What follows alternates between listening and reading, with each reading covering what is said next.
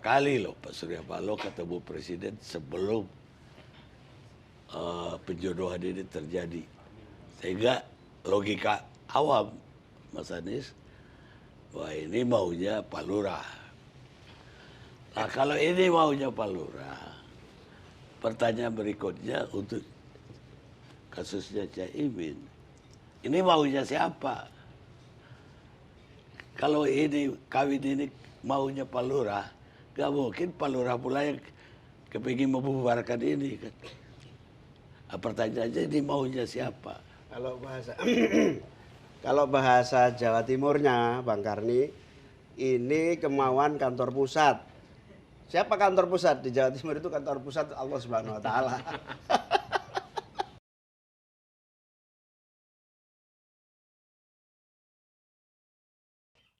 Saya pikir yang lebih tepat untuk memberikan pengarahannya Profesor Effendi Ghazali, pakar komunikasi politik, terhadap teka-teki ini. Sebetulnya siapa yang menjodohkan mereka dan skenario-nya apa ini? Skenario bagus atau skenario jelek? Ya, Assalamualaikum warahmatullahi wabarakatuh. Selamat malam, selamat pagi, selamat siang, karena acara ini bisa ditonton kapan saja. Luar biasanya ILC yang seperti ini bisa ditonton kapan saja. Datuk Karni Ilyas, saya tidak menduga bahwa saya harus menjadi pembuka, apalagi menjelaskan ini semua. Tapi terima kasih, tadi Datuk Karni Ilyas memulainya dengan kata teka-teki, betul ya? Tadi ada kan kata teka-teki ya? Saya mau bilang, Datuk Karni Ilyas, jangan-jangan seluruh pembahasan kita ini harus untuk menjawab teka-teki yang disampaikan oleh Pak Joko Widodo, yang enggak langsung sampai ke kantor pusat yang ke atas itu loh, Rocky Gerung jangan dulu. Teka-teki yang beredar di kantor kelurahan dulu aja. Jangan kantor pusat, tapi di kantor kelurahan saja, jauh di mata, dekat di hati. Itu dilontarkan kan? Ya, teka-tekinya dilontarkan, tapi sampai saat ini belum ada satu orang pun yang bisa menjawabnya dan dinyatakan benar oleh Pak Joko Widodo. Nah, saya yakin teka-teki itu nanti akan terjawab pada 14 Februari 2024. Tapi kalau untuk pembuka, apakah ini sesuatu tadi yang katanya bagus atau sebetulnya ingin dilemahkan itu kan tujuannya. Saya ingin mengatakan prosesnya itu sudah melemahkan, prosesnya loh. Melemahkan hatinya teman-teman Partai Demokrat, ya kan? Prosesnya melemahkan juga orang-orang yang selama ini katanya berlalu lintas itu mengandalkan sen gitu. Tiba-tiba mengatakannya ada yang belok tanpa sen misalnya. Tetapi pada sisi lain kita juga melihat bahwa ternyata proses ini itu membuat juga beberapa hal yang menjadi menarik. Tadi kita sempat bicara dengan teman-teman dari PKB, tantangan baru loh, ya kan? Tantangan baru. Lepas dari kehendak kantor pusat tadi katanya, ini ada kemungkinan battleground Jawa Timurnya ya kan? Mendapat kesempatan bersama-sama antara misalnya teman-teman yang selama ini religius tapi lebih banyak bergerak di kota dengan yang di desa, yang modern dengan yang tradisional misalnya. Kalau itu bisa bekerja kan, kalau itu bisa bekerja dengan dua pasangan muda ini, sesuatu yang menarik yang dimulai dari tempat sejarah di hotel itu disebut Yamato apa Majapahit? Wah, di situ ditulisnya Yamato. Iya kan? Yamato, ya kan? Yamato ya. Mereka itu aja kan, kita juga nggak bisa beda ini Yamato apa Majapahit? Yamato karena ada sejarahnya perobekan bendera dan lain-lain. Nah, yang mau saya katakan adalah sekarang Datuk Karni Ilyas, ini teka-teki Pak Jokowi ini sangat sulit dijawab. Saya yakin jangan-jangan nanti sampai akhir episode ILC yang ini, kalau ada yang mau mencoba menjawab, itu belum akan terjawab. Tapi banyak yang sekarang ini tiba-tiba jauh di mata jadi dekat di hati. Misalnya tadi, kasus KPK yang 2012 itu kan harusnya jauh sekali di mata ya, terjadinya 2012. Ya kan? tapi jadi dekat di hati, maksudnya dipanggil lagi gitu kan. Iya kan, jadi dia panggil lagi supaya bisa cepat selesai. Nah teman-teman Demokrat sekarang ya, dulu kan lebih banyak ke koalisi Nasdem dengan PKS. Sekarang baru sadar ya, kemarin ya Andi Arief bilang, ternyata kantor PDIP itu dekat gitu. Iya kan? Jadi saya tuh banyak melihat sisi-sisi menggembirakannya saja, betul kan? Ternyata setelah mereka pikir-pikir, kantor PDIP itu dekat. Dulu jauh di mata, sekarang ternyata dekat di hati, kurang lebih begitu ya. Nah ini kita masih belum bisa menjawab apa yang bisa terjadi sebagai akibat dari duet Anies Baswedan dan Caimin ini. Ya, Rocky Gerung juga sama, ya kan cukup jauh di mata ya setelah berperkara, kemudian kemarin diperiksa berdansa-dansa.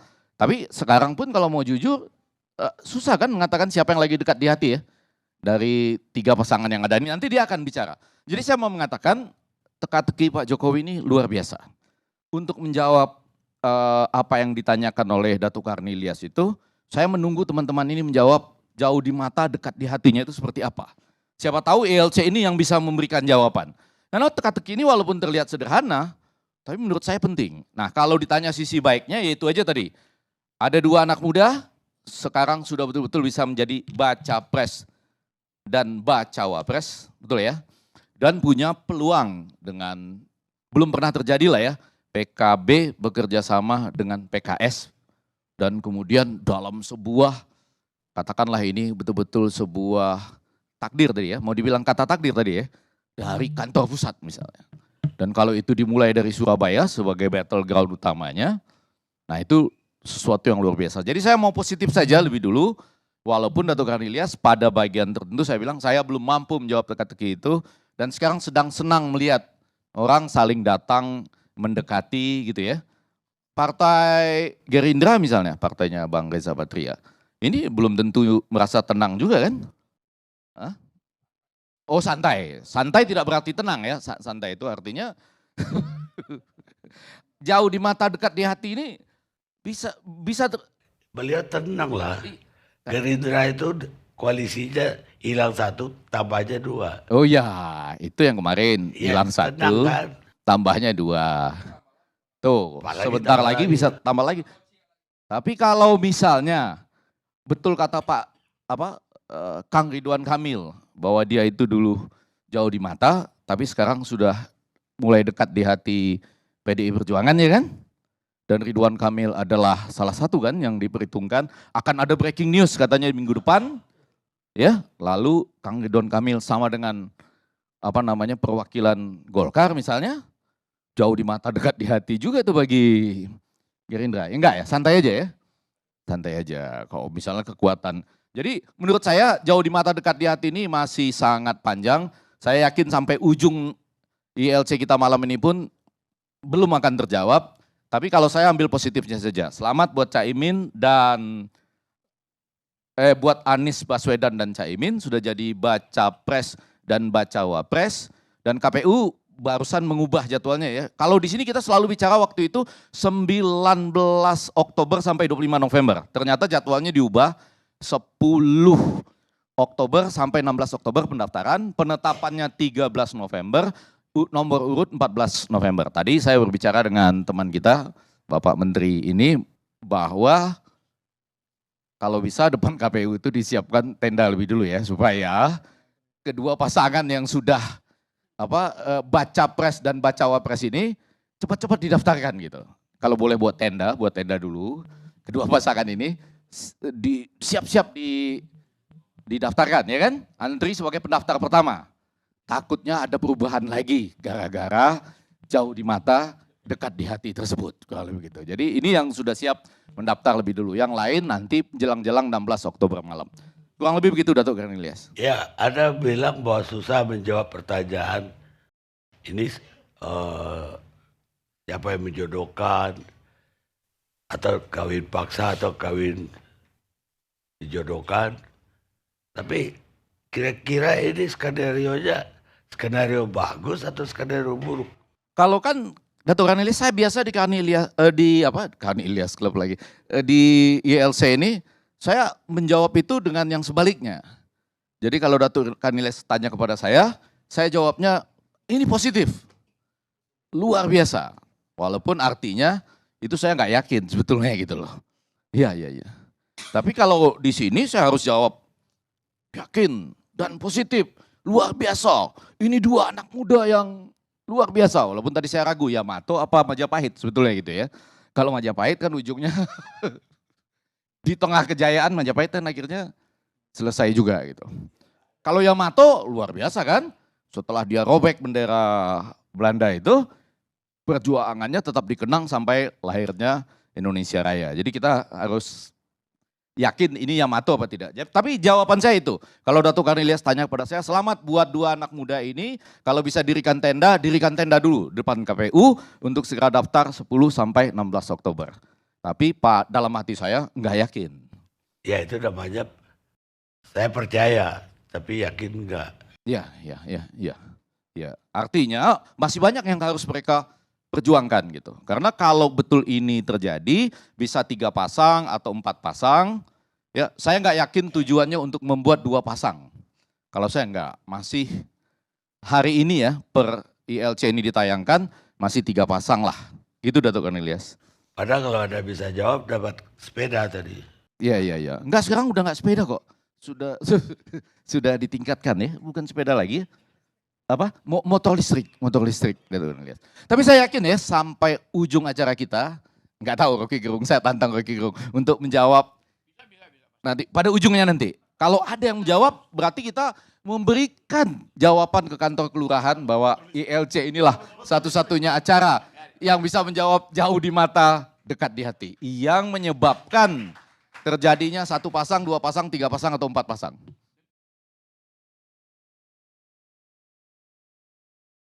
Sekarang giliran politisi Partai Demokrat Johnson Sitindaun. Apa Datuk?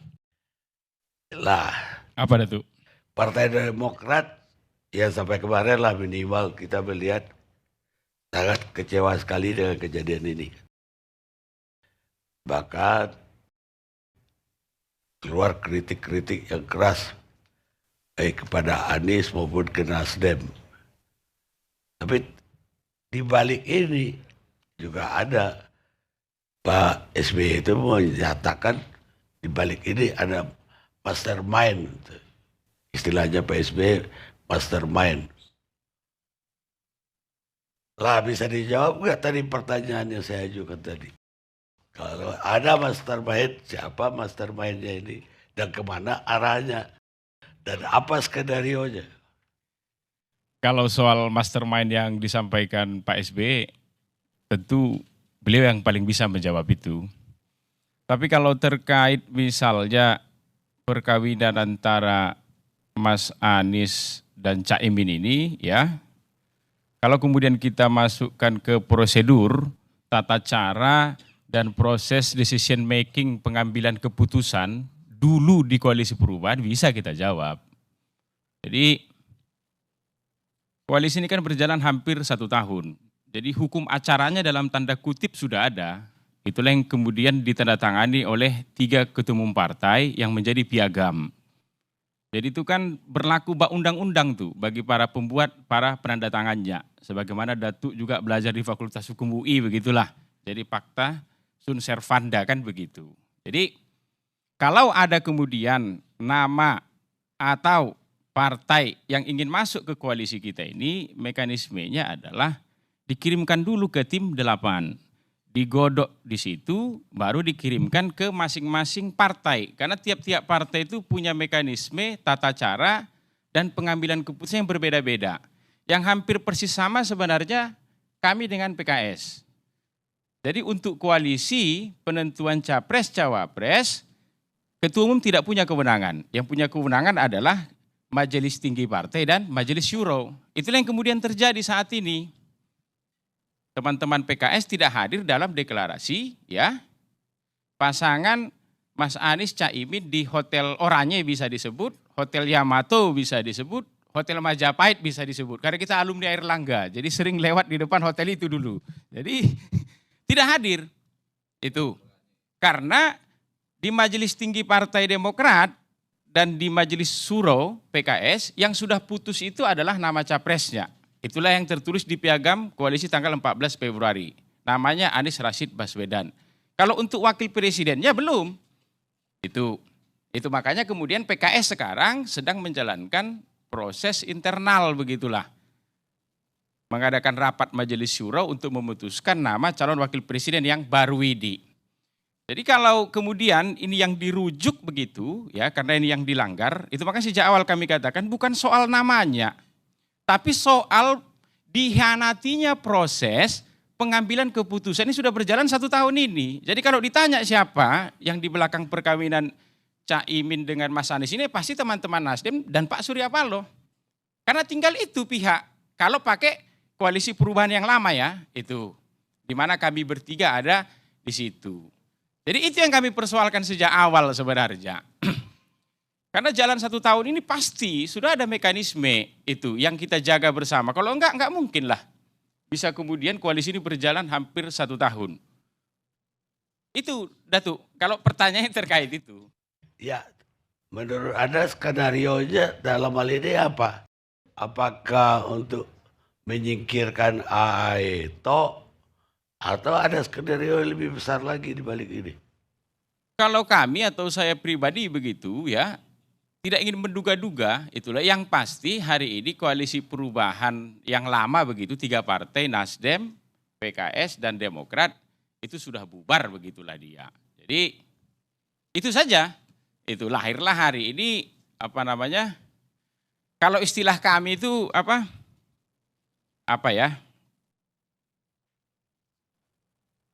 koalisi nama perubahan itu sebenarnya adalah hasil Rapimnas kami Partai Demokrat. Jadi tahun lalu kami berapimnas, kemudian partai memutuskan dalam pemilu 2024 tema yang akan kita bawa itu adalah perubahan dan perbaikan begitu dia. Awalnya ketika 3 partai ini kumpul, ya Partai Demokrat ingin nama koalisi ini koalisi perubahan dan perbaikan sebagaimana tagline partai kami. Kemudian ya sesudah negosiasi di dalam namanya menjadi koalisi perubahannya tetap dan persatuan. Itu. Makanya disebut ini KPP.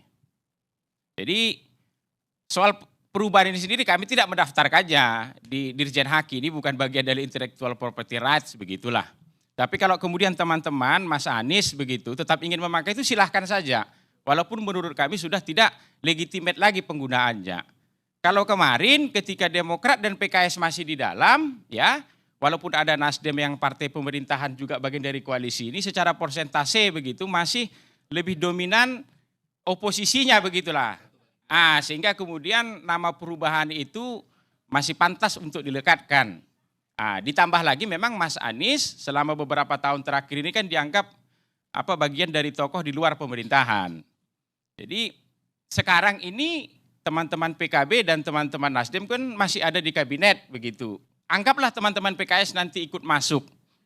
Tetap yang dominan dan mayoritas itu kan partai-partai yang ada di kekuasaan hari ini. Jadi menurut kami begitu, kalau mau dipakai silahkan saja.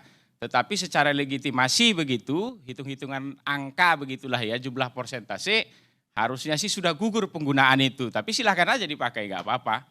Itu kalau cerita soal koalisi. Kalau soal langkah Demokrat ya, jadi soal langkah Demokrat, sebenarnya kami sudah tidak boleh lagi komentar mundur ke belakang ini. Apalagi pasca hari Senin kemarin, Ketua Umum kami Mas Ahaye sudah menyampaikan kalau istilah ibu saya di kampung begitu di Sidikalang, pidato Mas Ahaye kemarin itu pidato hukum kasih lah begitu. Beliau memaafkan, mengucapkan selamat kepada Mas Anies dan Caimin begitu ya. Ya memaafkan tapi kan belum tentu melupakan itu. Makanya kemudian Partai Demokrat sekarang ini mulai lagi dari nol. Itu sudah 1 tahun ini kita jalan dengan Mas Anies. Dan baliho kami mungkin sudah ada puluhan ribu tuh wajah Mas Anies ini. Itu yang kemudian tiba-tiba kemarin pasca pengumuman dari Jakarta begitu mengalir ke daerah.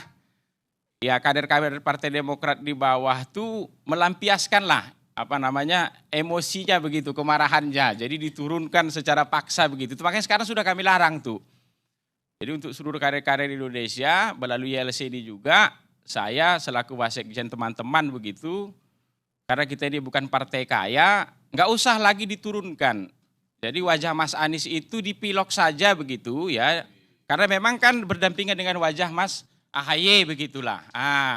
Karena kita ini bukan partai kaya, tetapi 1 tahun ini dengan kemampuan kami ya, kami sudah berusaha lah ya, karena apapun sudah diputuskan, Mas Anies ini calon presiden kami begitu, tentu kami harus menanggung jawab ini begitu. Ketika dulu pertama kali kami deklarasikan Mas Anies, beliau kemudian dituduh membuat kesalahan begitu yang mengarah ke tindak pidana korupsi di Formule E. Kami juga yang paling terdepan salah satu yang kemudian membela beliau.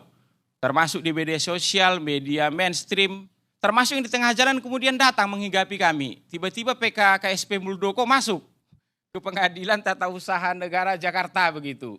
PK-nya itu ya inilah tantangan kami katakan ke internal. Mas AHY selalu mengatakan inilah tantangan kita ya, menggotong Mas Anies mengusung koalisi perubahan ini. Jadi ke Mas Aniesnya ketika itu ya kena juga ada akibatnya, ke kami juga ada. Inilah bagian dari tantangan mengusung beliau ini. Jadi 1 tahun ini kita sudah berusaha lah untuk secara optimal mensosialisasikan, ya, membuat acara juga untuk Mas Anies. Bahkan Mas Anies itu datang ke DPP Demokrat itu bawa anak dan menantunya loh. Jadi waktu itu analisa kita, ini seperti gaya Amerika nih. Biasanya kalau di Amerika itu kandidat calon presiden menunjukkan keluarganya, begitulah dia. Jadi kalau ditanya 1 tahun perjalanan ini, udah jatuh cinta betul lah karir Partai Demokrat ke Mas Anies begitulah. Kita nggak nyangka aja perbuatannya di ujung seperti itu. Jadi ya sekarang itu makanya agar baliho-baliho itu tetap bisa dipakai begitu. Karena kan di situ ada wajah Mas Anies dengan wajah Mas AHY. Karena kita sebagaimana putusan Majelis Tinggi kemarin sudah keluar dari koalisi, ya tidak lagi mendukung Mas Anies, tentu kan tidak pas juga itu balihonya itu masih ada wajah Mas Anies. Jadi selama 1 minggu ini kami sudah menjalankan proses internal, Datuk. Itu. Karena apapun ya kami harus memulai dari nol kembali. Jadi hari Senin kemarin Mas AHY sudah mengumpulkan seluruh pengurus DPP Partai Demokrat, diadakan rapat pleno, ya, menjelaskan situasinya begitu. Baru sesudah itu beliau pidato hukum kasih itu, atau kalau publik banyak menulis pidato move on begitulah. Hari Rabu kemarin DPP juga sudah memanggil seluruh ketua DPD kami se-Indonesia. Jadi meminta pendapat mereka. Jadi lahirlah 3 pendapat. Yang pertama dari hasil rapat pleno dengan seluruh ketua DPD Demokrat kemarin, Demokrat tidak akan kembali ke Mas Anies lagi. Jadi tidak ada CLBK di sini. Itulah kemarin keputusan. Itu dia. Karena seluruh DPD mengatakan kita sudah dilukai oleh beliau. Jadi kita tidak mungkin lagi akan CLBK ke Mas Anies. Yang kedua ada juga yang meminta kepada DPP untuk membentuk koalisi baru. Walaupun kita katakan kemarin secara praktik ini sulit dilakukan begitu. Jadi ini last resort lah ini, kalau istilah Inggrisnya itu tidak kita hilangkan ya dari rencana, dari pikiran, tapi ini yang paling ujung lah. Kemudian yang ketiga membangun koalisi ya, sebelum koalisi tentu komunikasi ke Pak Ganjar dan Pak Prabowo itu. Jadi pada tahap ini yang kami belum memutuskan. Bersyukurlah kemudian begitu ya, selama 1 tahun perjalanan koalisi perubahan ini atas nama kemandirian partai politik, kami berkomunikasi dengan seluruh partai. Tetapi komunikasi ini kami lakukan, Datuk ya, tidak pakai pendekatan pintu belakang, backdoor. Seperti yang dilakukan Mas Anies ini kan backdoor ini, kami tidak tahu, itu dia. Jadi seluruh yang datang ke tempat kami itu ya, itu kami lakukan secara terbuka. Hasilnya kami sampaikan secara terbuka, termasuk godaannya kami tolak. Termasuk kami jelaskan juga kepada Mas Anies hasilnya. Contoh misalnya Pak Ganjar datang, Pak Prabowo datang ke Pak SBY di Pacitan. Itu kan terbuka kami buat. Hasil-hasilnya juga kami jelaskan ke publik. Kemudian Ibu Puan jumpa dengan Mas AHY. Itu yang di Senayan tuh. Kami buka ke publik hasil-hasilnya. Termasuk Caimin datang ke Cikeas. Yang menggoda di situ. Kami sampaikan enggak. Itu kami Partai Demokrat konsisten di koalisi perubahan ini. Waktu itu kan sudah hampir jalan 8 apa 9 bulan juga tuh. teman-teman Golkar datang juga. Jadi semua itu kita buka ke publik begitu. Tidak ada yang kami lakukan selama 1 tahun ini menggunakan pendekatan pintu belakang, tidak ada gitu dia. Jadi bersyukurlah, kami berpikir kemarin, syukur juga lah 1 tahun kemarin itu atas nama Kementerian Partai Politik ada tamu yang mau datang ke rumah kita tidak tolak begitu. Tiba-tiba ada kejadian pengkhianatan begini ya, kita kontak-kontak kita masih hidup lah.